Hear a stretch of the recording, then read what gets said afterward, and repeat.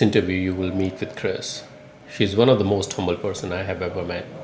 At the age of 12, she has her own babysitting business.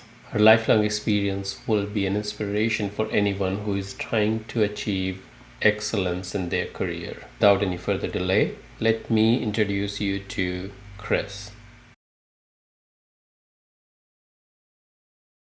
You're retiring, and how does it feel? There's a lot of different emotions. Yeah, I've been feeling, I think a lot, as when I first turned in my notice that I would be retiring 6 weeks ago, I pushed off a lot of, it was like, oh, it's far away. I don't have to think about it. But now that I'm one day, I have a mix of excitement, sadness, scared, because I'll be living on a fixed income. Mm-hmm. Oh, Even though I have a retirement, you're not making the same amount of money as right. you work. And then scared that, I feel like what I do makes a difference and that it makes me feel like I'm contributing. And then you start thinking, well, what am I going to do when I retire? How am I going to stay relevant? Are my friends going to remember me that all the, friendships I've made? What are you gonna do Monday? I'm going to still sleep in without an alarm clock. That'll feel nice. Um, and people that I have actually talked to, um, and especially like people that I know that are retired at a younger age, they um, they find at the 6 month mark Mm-hmm. where they're bored, and that's where they start looking at seriously what to do. And I have a friend that did retire, and now she's working part-time. She just could not stand just not doing anything. Her husband has a business, and so he did give her little things to do, but yeah, she went back to work part-time. What are you gonna miss most? I think it's problem solving. You know, I love taking something and trying to fix it. That's why I loved being a process architect. And so that push for quality, making things better, that's what helped drive me, is always wanting to make something better. I'll miss that. So you've been director, and I don't know how long you've been in this role. Well, I've been a director at Advent Health twice. Okay. So when I first came, Janie Bassler hired me. And it was when she was the director of quality at Central Florida Division South. And she needed an infection control manager. Okay. And then through my time her being my leader, she gave me more and more responsibility. So she gave me patient safety. And then I became a director. And then I ended up having process improvement. Um, so then I became an executive director. But my mother's health was failing. My Mm-hmm. daughter was a junior in high school, getting ready to be a senior. And it was really hard working 14, 15-hour days. And then have all that responsibility. And when there was an opening in IT under Linda Terrell as a process architect, I just thought that was the best position for me where I could handle more. I could take care of my family, myself, IT for 11 years. And then a couple of years ago, I was promoted I was a senior manager when I moved over to IT. And then I was promoted a couple of years ago, for here and AIT.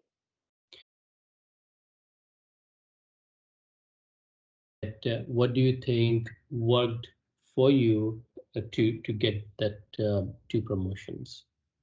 I had a great mentor and coach. Janie was, you know, she was great to work for and always gave me these growth opportunities. Now, a lot, and she always reminds me of this.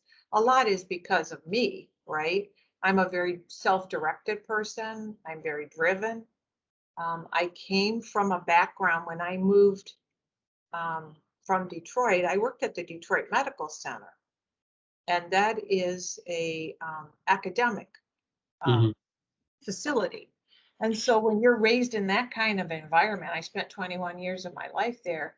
Research is always, that's fundamental in an academic organization. And so I've always had that discipline of, reading literature, always learning. And so I think that's what helps a person grow too. It's not just somebody handing you a promotion. You do have to earn that. Right. Right. And I think that's what Janie saw in me is that I was always out there hungry, wanting to learn more, wanting to take on more responsibility.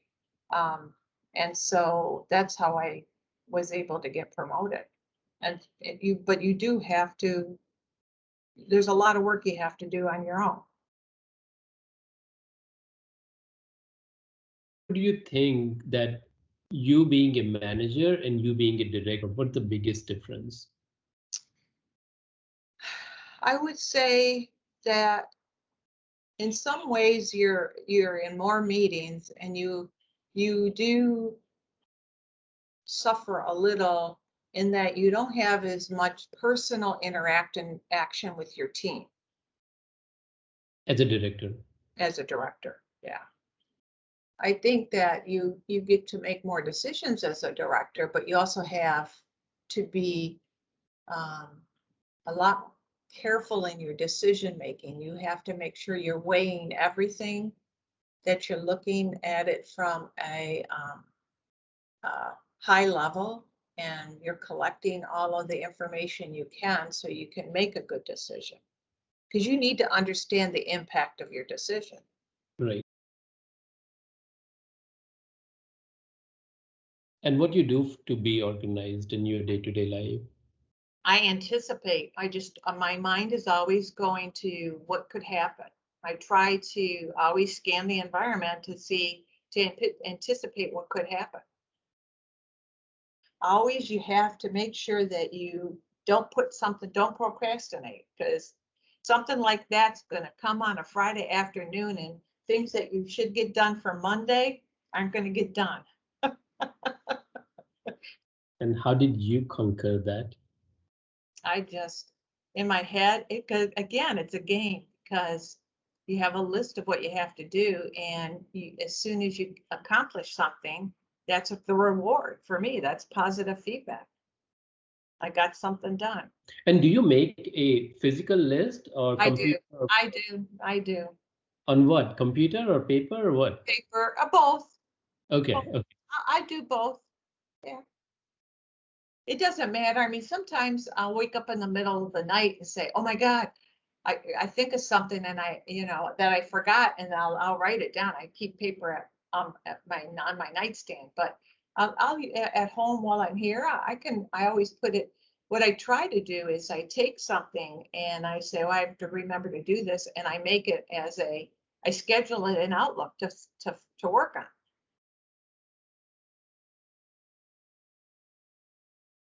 What did you do to keep you up to date on knowledge related to your work, as well as knowledge related to managing people or self-improvement skills? Well, I read a lot. So, and then I'm also I get a lot of newsletters. So I would read anything from the Institute of Healthcare Improvement.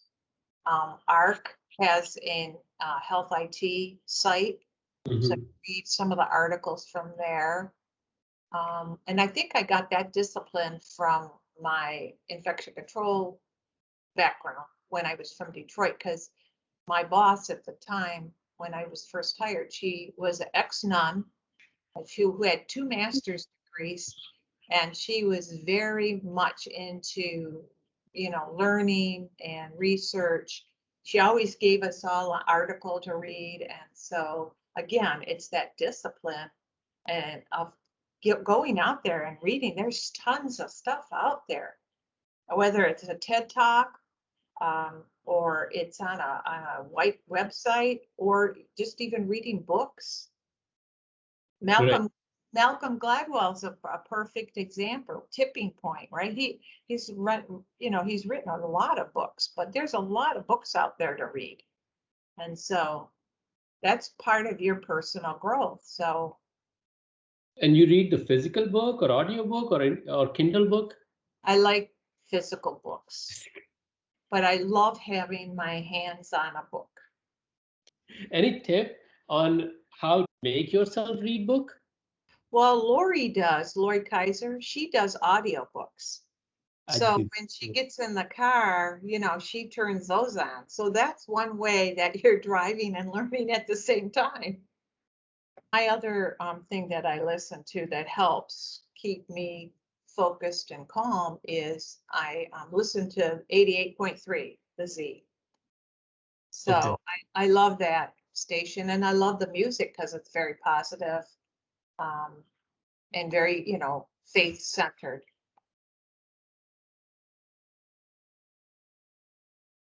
You started working at 12? Yeah. I'm the eldest of 5 children. Okay. So what was your first job then? I had my own babysitting business. Babysitting business? Okay. I Right. used to be able to buy my own school clothes, winter coats, shoes. My parents didn't have to worry about taking care of me. And then when I was 15, I got a job in a flower shop. So Nice. yeah, I've always worked. First job at 12, then on 15 you got a job at the flower shop. Share your growth journey. Then, in high school, our high school had a program with the local hospital, William Beaumont Hospital, Royal Oak, and it was a program where a nursing aide. So it's a co-op program. So we got to learn how to be a nurse assistant. So I did that in my senior year. And then from there, then I worked for the hospital at Beaumont Hospital. And then that's when I decided, well, I was enrolled in pre-med, but I really decided that nursing was better for me as a person. And so then I went to nursing school. And then from there, that was my career. You started with that path, nursing, and then you end up retiring as the director of process Well, architect. that's because nursing I mean, it's a very broad, it's a great profession. But there's avenues that you can branch off to as a nurse. So I started in critical care. So I did, nursing for, you know, probably a good 10, 12 years. And then from there, I went to infection control, epidemiology. And I did that for probably 10 years. And then I got tired of it being cold in Michigan, and moved down here. And that's how I started working at Florida Hospital, was infection control. And from there, patient safety, process improvement, and really IT, what the process architect role is about process improvement. So Yeah. That what else could you have done, or is this the right choice, or now, now I always feel that God directed my path, Vinny. He even directed my path down here. And Mhm. no, I every night I thank him for for directing my path and having opened up my ears to hear, because I have had such a rich professional career. I That, really, that I could have, because I went from critical care to the OR and the recovery room. I could have gone to CRNA school. I could have been a nurse anesthetist, but and some of my colleagues tried to get me to go there, but it just was not. Again, why would I want to put people to sleep for a living? I like to talk to people. I don't want somebody sleeping. So it just was just things that I did have opportunities up there after I left the recovery room. One of the OR directors said, "Hey, I need a pre-op testing center. Can you open that up?" And I did that. So when an opportunity presented itself and I really looked at it, I had to answer. There was a gut check, a heart check that I had to make. And again, I truly believe God guided.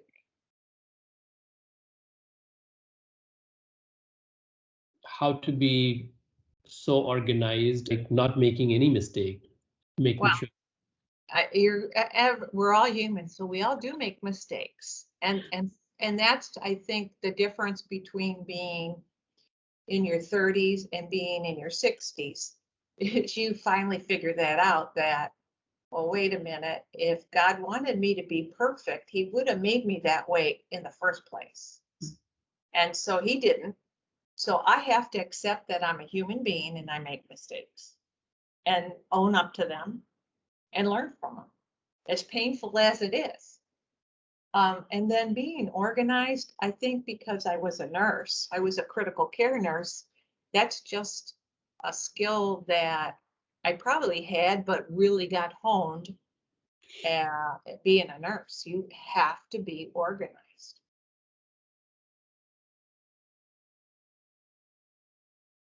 Pretty much a very open person, pretty transparent. And basically, I like people. And I believe very strongly and passionately in people. What that mean for you? It just means I like that relationship component of work.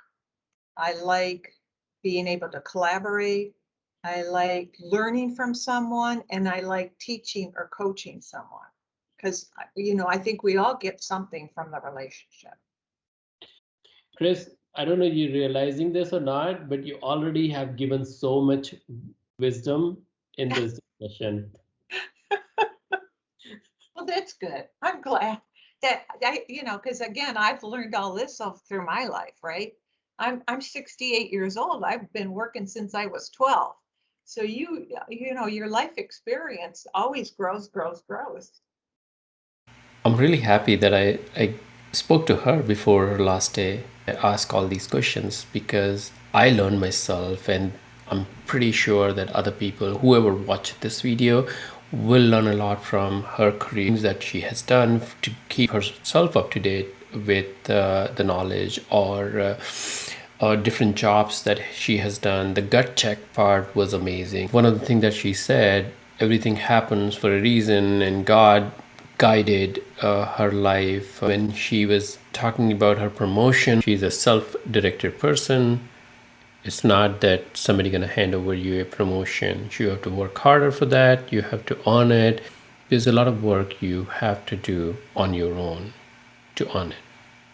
I really hope you enjoyed this interview, and I hope many people will be inspired from her journey. Thank you.